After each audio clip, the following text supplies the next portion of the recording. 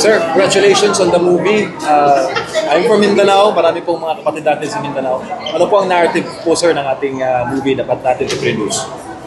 Siyempre po, una sa lahat, ito pong pelikulang ito,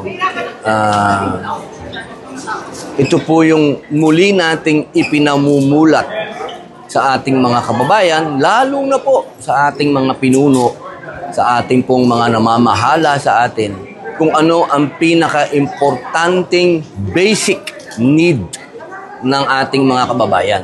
At yun po ang tubig. So recently, may movement, yung Pilipino tayo movement. Nabanggit po kayo dun, sir, mag-iikot daw sa Pilipinas. Isusulong daw yung konkon para amyendahan ng saligang batas. Babawasan daw po kapangyarihan ng Estado dahil medyo sumobra po ata. Ano po ang masasabi niyo, sir? Yan po ay napapanahon. Ako po ay matagal nang nagsusulong na atin pong bisitahin ang pagka-rebiso o pag-amenda ng konstitusyon.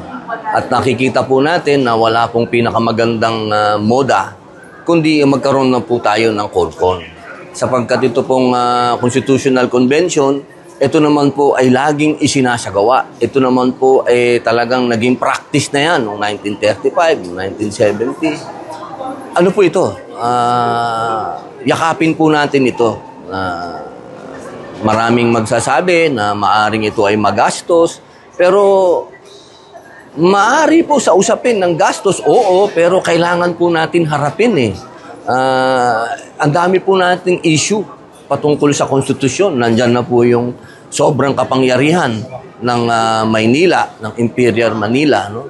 Ibig pong sabihin, kailangan po nating maliwanagan na pati po ang mga bagay na may kinalaman sa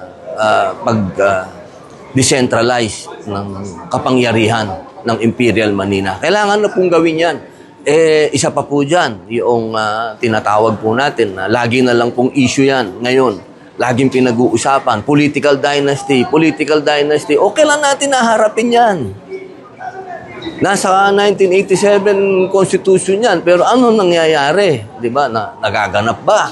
Marami pong mga katanungan. Andyan din po yung ekonomiya, yung ating economic provision, Nandyan din po yung humihingi ng ang mga lokal na pamahalaan, humihingi na kulang ang 3 taon na kailangan idagdagan. Ang dami pong pwedeng kailangan pag-usapan na ngayon na. At yan po yung konkon na naniniwala po tayo na ito na ang panahon. Sa law enforcement din ata, sir, kasi yung nakaraan sa Davao operations ng PNP sa KOJC compounds, may kalabasan din pong nangyari doon. Ang akin pong mungkahi dyan, simula pa lang nito, yun na sinabi ko.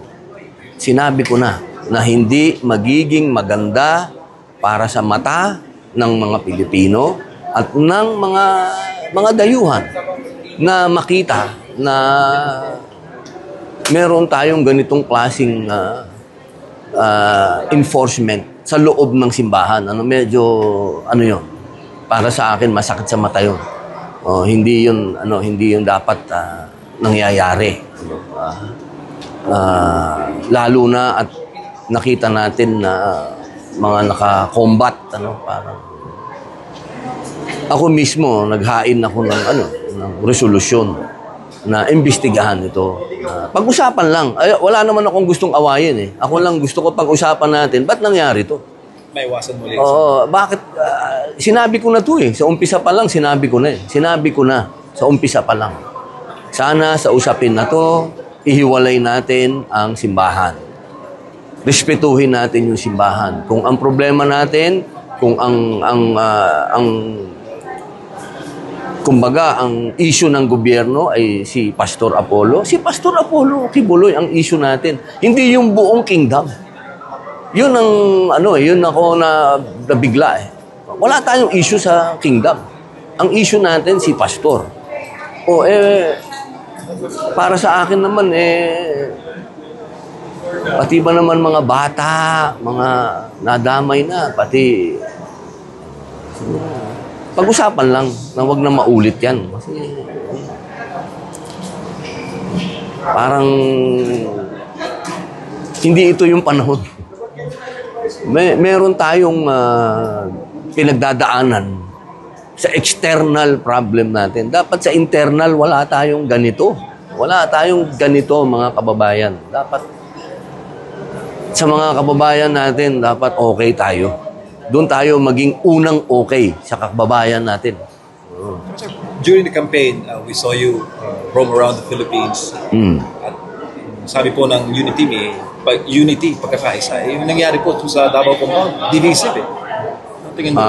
Nako, hindi ako makakapag-komento pa tungkol sa Uniteam kasi pinaantay ko pa ang official statement ni Madam Sara. Alam naman ng lahat na ako po ay dala ni Madam Sara sa Uniteam. So, kung ano yung posisyon ni Madam Sara, yun ang posisyon ko. Kasi, siyempre, tandaan po natin, ako po ay naging Uniteam dahil ako po ay dala ni Vice President. May nagulat kayo, sir, sa resignation? Hindi. Hindi na. Oo. Ako, sa pagkakakilala ko kay Inday, kay VP Sara, inaantay ko na yun. Inaasahan mo na, sir? Oo, inaantay ko na. Para sa kilos niyan, may anggulo na nasaktan eh. Hindi naman. Ako naman, nakikita ko walang personal eh.